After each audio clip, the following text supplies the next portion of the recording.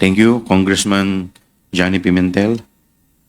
The next to present is Congresswoman Jinky Luistro. Thank you, Mr. Chair. I just want to reiterate, while it has been said repetitively already, that our ultimate objective here in conducting this inquiry in aid of legislation is to be able to enhance existing laws, come up with new ones if the need are determined, Mr. Chair. Nevertheless, we cannot brush aside, certainly, all the abuses and infractions that we have identified during the course of our inquiry in aid of legislation. And in addition to the offenses which have been raised already by our esteemed colleagues, I wish to add perjury. Perjury can be committed orally or in writing. If it is orally, the perfect example or illustration, I believe, are misrepresentations during inquiry in aid of legislation. We often hear this: you will be committing perjury because all resource persons in inquiry in aid of legislation and even in all forms of investigation, we place them under oath. At ang lahat ng pagsisinungaling while under oath, we call it perjury. Again, the best illustration of an oral perjury are those committed by resource persons appearing in this investigation while making several misrepresentations. However, Mr. Chair, when it comes to written perjury, I wish to break down the elements of this offense so we can better illustrate how this is determined. And talking about elements, Mr. Chair, as we can see from the screen, there must be a sworn statement. It must be made under oath. The statement contains deliberate assertion of falsehood, and the false declaration is with regard to material fact.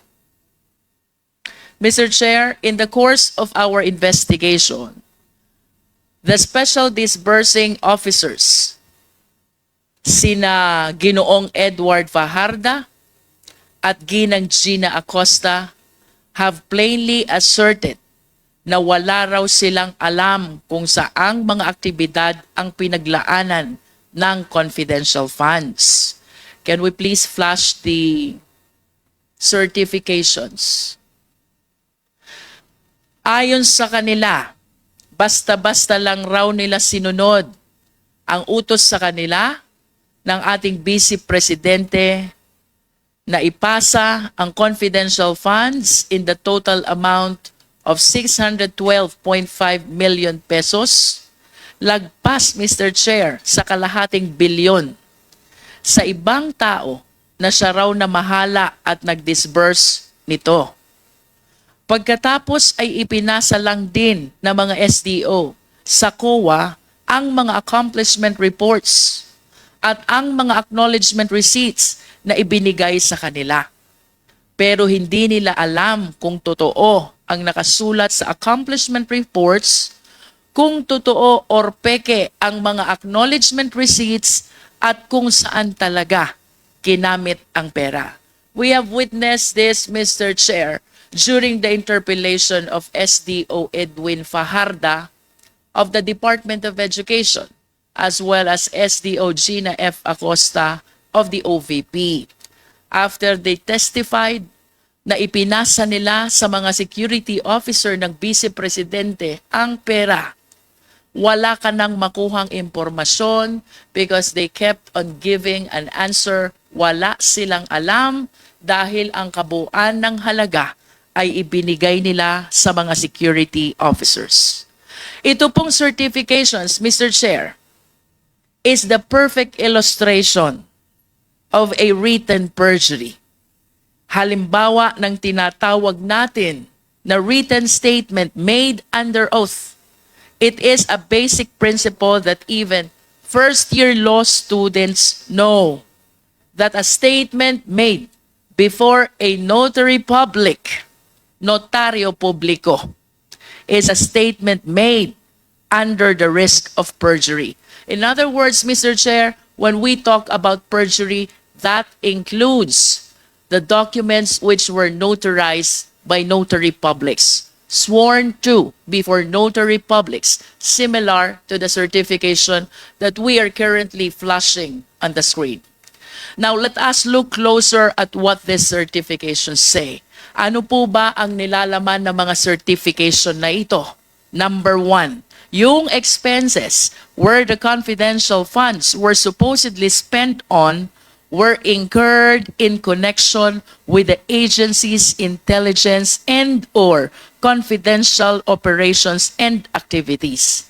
I wish to reiterate, paano po malalaman ng ating mga special disbursing officers whether the first certification is indeed correct if they simply handed the money to the security officers? The second content, yung mga pinaggastosan raw ng confidential funds ay necessary and utilized for legal purposes. Again, Mr. Chair, how will they certify to this fact when they are totally unaware about the activities where the confidential funds were allegedly spent? Third, alam raw nila na hindi napunta ang funds sa mga gastusing ipinagbabawal sa confidential funds, kagaya ng payment of salaries and wages, overtime, allowances, or fringe benefits. Mr. Chair, I wish to raise, there is one common answer coming from our SDOs. Wala silang alam dahil ang pera ay ibinigay sa mga security officers. Fourth certification, any equipment purchased was supposedly relevant to the confidential and/or intelligence activities. Mr. Chair, suffice it to say that the SDOs are totally unaware of how the confidential funds were spent, primarily because they were not the one who disbursed the same. E paano po nila patututuhanan ang nilalaman ng mga certifications na ito? Certifications which were sworn to before a notary public. To emphasize, Mr. Chair, and as seen from one of the certifications, which our Secretariat is showing right now, our Vice President and SDO Acosta signed and certified this certification before the notary public, and that is Attorney Abella. Ano po ba ang sabi ng mga SDO? We all learned from the hearing on November 25 that while SDO Acosta did encash the check, according to her, wala po siyang alam kung saan napunta yung confidential funds kasi po ito ay turn over sa VP SPG. Mr. Chair, this is totally, if not completely, contradictory to the contents of the certification. It's the exact same story for Mr. Fajarda of DepEd, Mr. Chair. Sabi po nila, Ms. Acosta at Mr. Fajarda, sa ating pagdinig na hindi talaga nila alam kung saan ginastos ang pera. In other words, malay po ba nila kung napunta nga ba sa intelligence or confidential operations and activities ang pera? Malay po ba nila kung totoo yung mga pinagsasasabi na accomplishment report, liquidation report, and most importantly, certification? But they signed it, Mr. Chair. They signed them under oath. This means, Mr. Chair, that Ms. Acosta and Mr. Fajarda did not only violate the joint circular, they also lied under oath dito sa kanilang certification. They did this not just once, not just twice, but thrice for Mr. Fajarda. And for Miss Acosta, I have to state, she did it 4 times. Paulit-ulit silang nagsinungaling sa kanilang certifications, Mr. Chair. The next offense that I wish to raise, Mr. Chair, is bribery. And we have to take this in consideration with the counter-offense, corruption of public officers. Simply stated, Mr. Chair, sa isang korupsyon or anomalya, may isang nanunuhol at may isang sinusuhulan. The offense committed by the author of corruption is Article 212, that is corruption of public officers. On the assumption, Mr. Chair, na tinanggap ang suhol, then the offense committed by the one who received the money, we call it bribery. Let us discuss first bribery, Mr. Chair. Ano ang elements ng bribery? There must be a public officer. The accused is a public officer. He received directly or through another some gift or present. The receipt was in consideration of his commission of some crime, and that relates to the exercise of his function as a public officer. Of course, kailangang ma-mention ang mga krimen ng mga nagsuhol at mga nagpasuhol. Ito po ang mga elements ng bribery. Malamang lahat ng mga tao na naimbestigahan natin ay public officials who receive amounts of not just any money, but possibly of confidential funds as well. Corruption of public officers. Siyempre, kung may mga tumatanggap ng suhol, may mga nagsusuhol.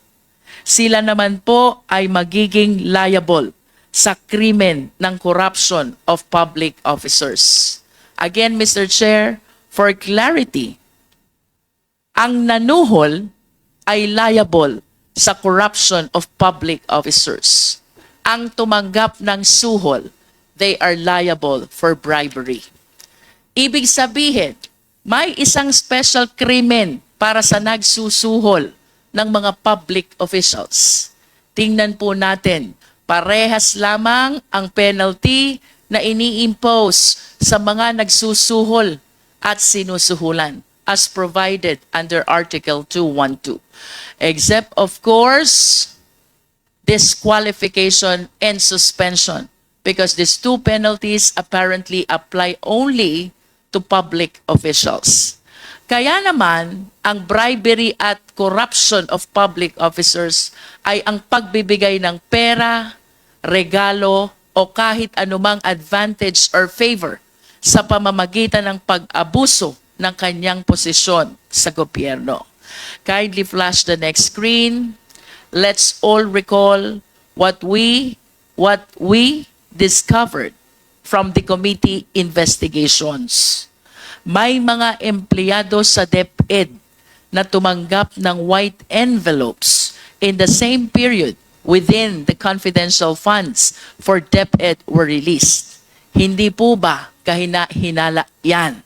And you can see from the screen, OVP executive admits, inamin, handing cash envelopes to DepEd officials. Next slide, please. We may recall, it was former USEC Gloria Mercado who first revealed to us that she received 9 envelopes with 25,000 in a span of 9 months. Ito'y ibinigay ni Sunshine Fajarda, ang mga envelopes kay Yusek Mercado, at sinabi na galing ito sa Vice Presidente Sara Duterte.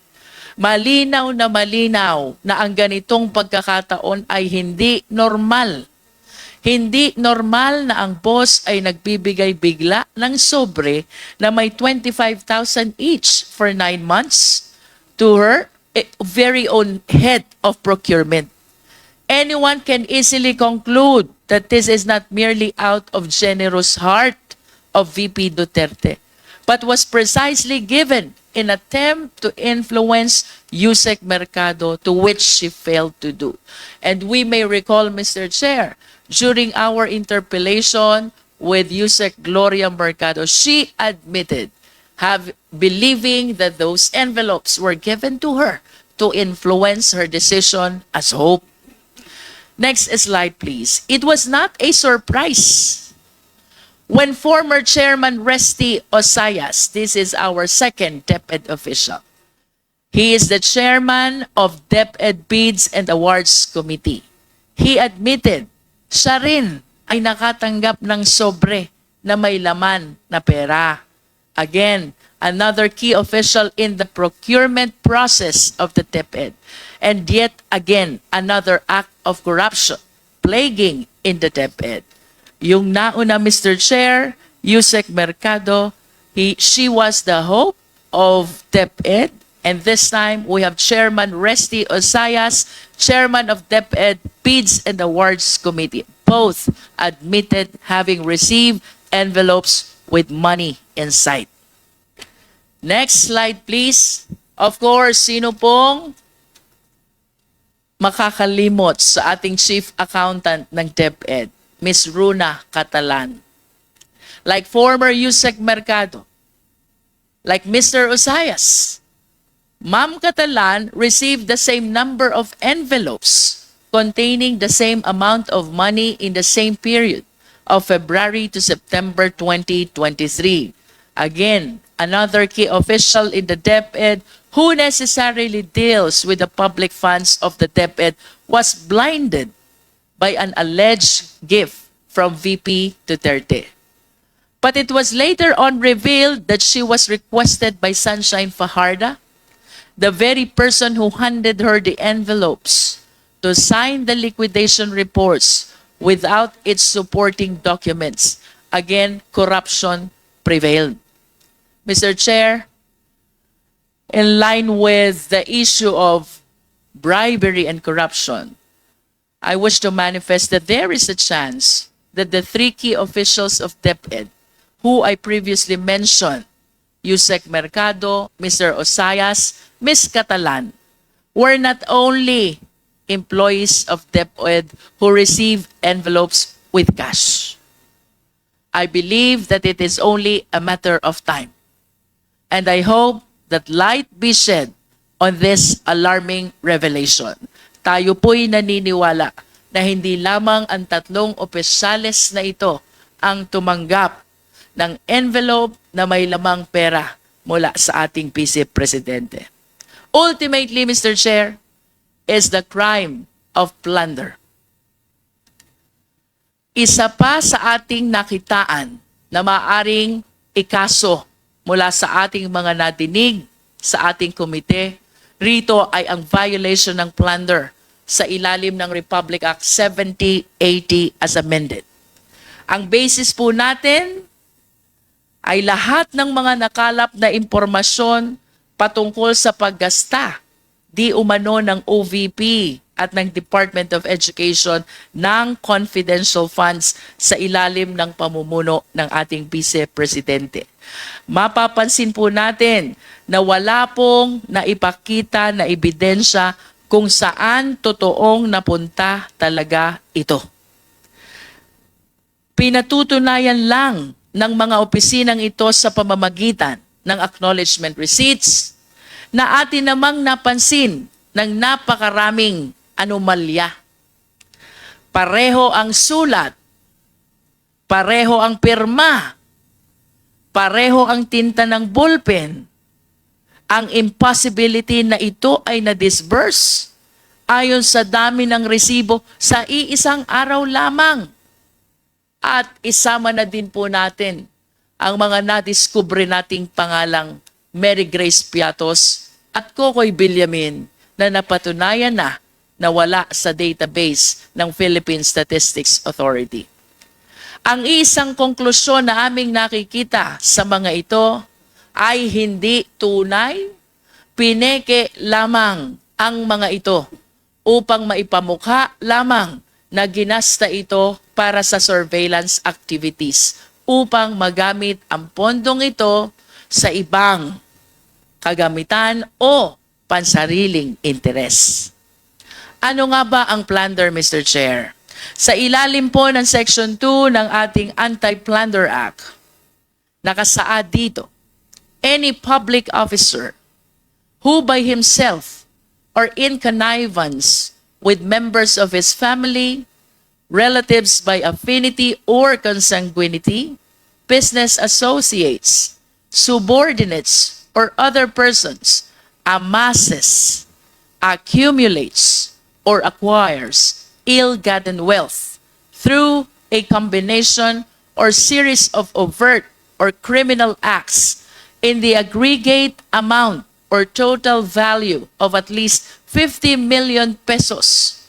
Nakasaad din rito na ang penalty ng paglabag ay reklusyon perpetua na may katumbas na 20 years and 1 day hanggang 40 years. I wish to add, Mr. Chair, na ito pong kasong ito, considering the penalty of reclusion perpetua is non-payable. Kalakip din po ng penalty na ito ang perpetual absolute disqualification, which includes deprivation of such person from holding public office and employment kahit pa manalo sa eleksyon. Kaya naman, Mr. Chair, ang plunder sa madaling salita ay ang pagnanakaw ng pera mula sa kaban ng bayan na may halaga na higit sa 50 million pesos sa pamamagitan ng paggawa ng ibang krimen. Next slide, please. Kung makikita po natin sa ating screen, mayroong total na 7 umaabot sa 612,500,000 pesos.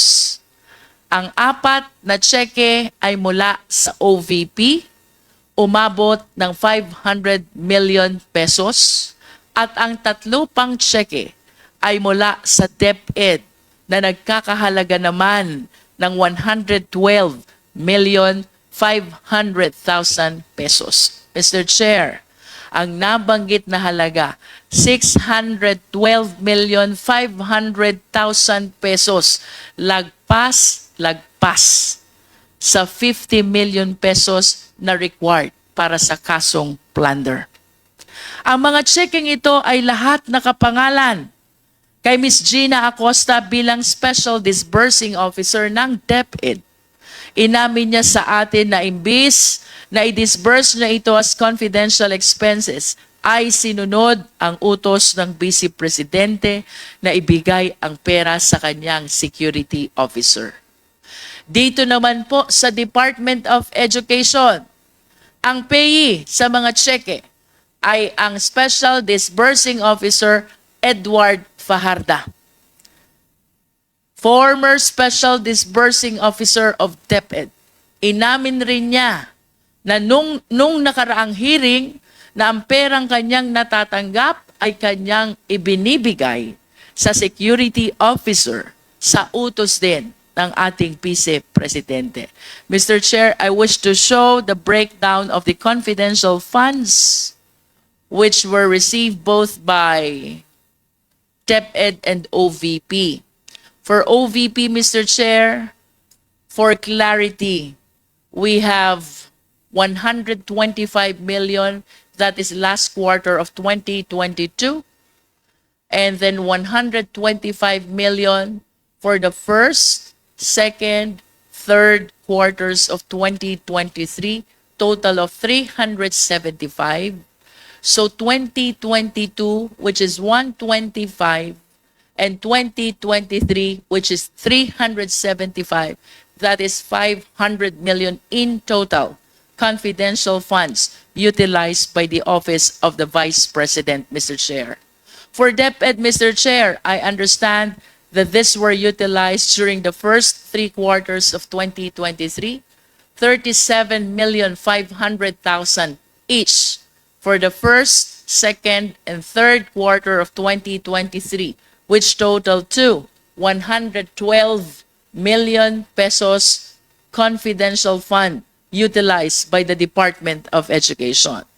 In total, Mr. Chair, ang kabuang halaga po na ating naimbestigahan pertaining to the utilization of confidential fund is 612,500,000 pesos.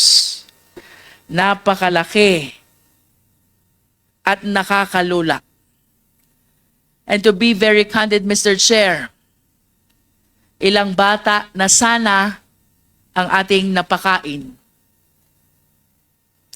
Ilang bata na sana ang ating napaaral.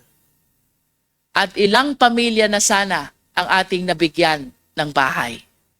Mr. Chair, considering that the amounts involved here far surpass the threshold for plunder, na mas kilala bilang pandarambong, it is my humble position na dapat po talaga ay maipagpatuloy at mapalalim pa ang investigasyon upang malaman kung sino ang nakinabang sa perang ito. Such an investigation may not be for Congress to conduct anymore. Again, our ultimate purpose here is to legislate. Such an investigation, however, we will ensure will be conducted, Mr. Chair. Hindi po basta-basta ang mga pangyayaring natuklasan natin rito. Finally, Mr. Chair, ayon po sa isang Supreme Court decision, this is Macapagal Arroyo versus People, GR numbers 220598 and 220953, dated July 19, 2016. On the crime of plunder, napag-usapan po dito ng Supreme Court ang will, conspiracy na nagaganap in the commission of plunder. Kaya kung may pagpapatuloy po ang investigasyon, maigi pong matingnan kung sino po ba ang hub, sino ang mga spokes, ilang conspiracy po ba ang ating pinag-uusapan. In other words, Mr. Chair, we will look forward that as the other agencies conduct an in-depth investigation on this, we will look forward sino ang hub, sino ang sentro, sino ang nakikinabang dito sa alleged will conspiracy na ito.